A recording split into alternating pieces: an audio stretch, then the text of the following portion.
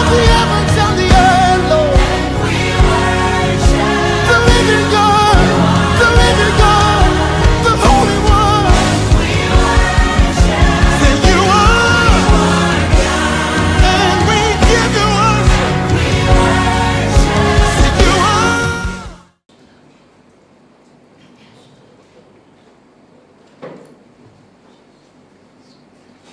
On va chanter un cantique. ce cœur. Gloire à ton Jésus.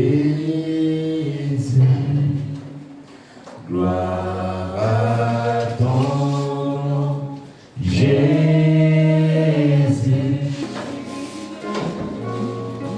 Je vais succinctement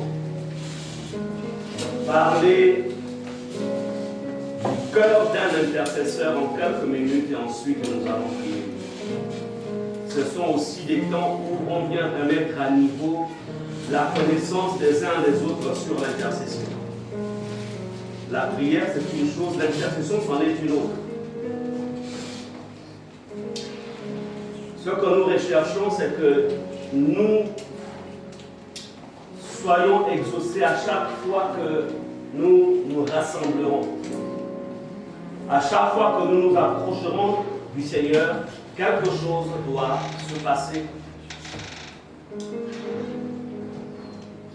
Et pour cela, il y a des préalables.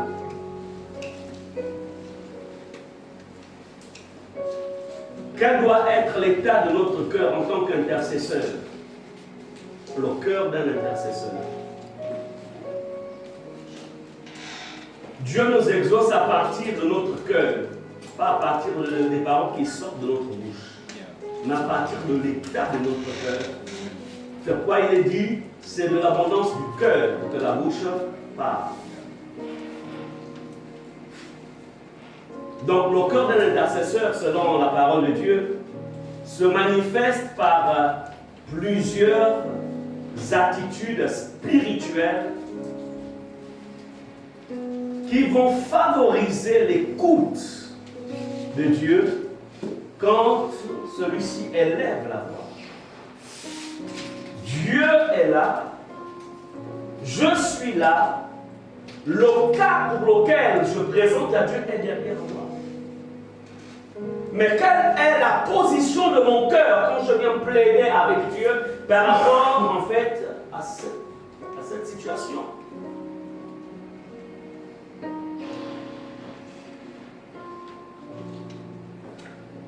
Premier point, le cœur d'un intercesseur doit être rempli de compassion. La compassion. Sans compassion, tout ce qu'on peut dire à Dieu, tout ce qu'on peut demander à Dieu en faveur de quelqu'un d'autre, Dieu n'écoutera pas. Donc, un intercesseur, c'est quelqu'un qui porte dans son cœur la souffrance des autres, le fardeau des autres. C'est pourquoi ces rassemblements ne doivent pas d'abord être vus comme une forme d'obligation, mais comme quelqu'un qui est conscient de la douleur des nations, des problèmes par lesquels passe l'Église. Et ce dernier a décidé d'être cet intercesseur. Donc, il porte le fardeau des autres comme si c'était son propre problème. C'est pourquoi lorsque nous allons dans Exode 32, 32, vous allez juste noter, puisqu'on n'a pas assez de temps, Exode 32, 32, écoutez ce que Moïse, pendant qu'il plaide la cause d'Israël, la cause des Juifs qui sont en état de rébellion. Dieu avait décidé d'exterminer ce peuple et de ne garder que Moïse. Et qu'à partir de Moïse, une autre génération pouvait être suscitée. Et Moïse dit, pardonne maintenant leurs péchés. Sinon, efface-moi de ton livre que tu as écrit. Il plaide, le cœur de Moïse est plein de compassion. compassion.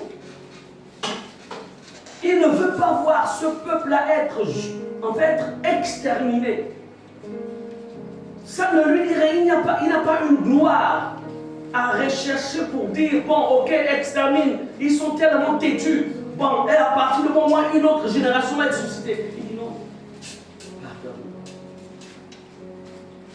Voilà quel doit être l'état de nos cœurs quand nous nous rassemblons pour intercéder. Que ce soit ici, que ce soit dans vos maisons. Moïse intercède avec un amour profond pour un peuple rebelle. Moïse ici ne s'accorde pas avec l'acte de rébellion, mais Moïse s'accorde avec les cœurs des personnes, la vie des personnes. On doit faire une différence entre l'acte du péché et le pécheur. Moïse plaide pour les pécheurs, mais Moïse ne plaide pas pour le péché. Amen.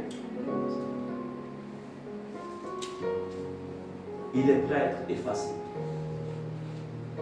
Un intercesseur, c'est quelqu'un qui a une dimension de confort où il se réunit lui-même.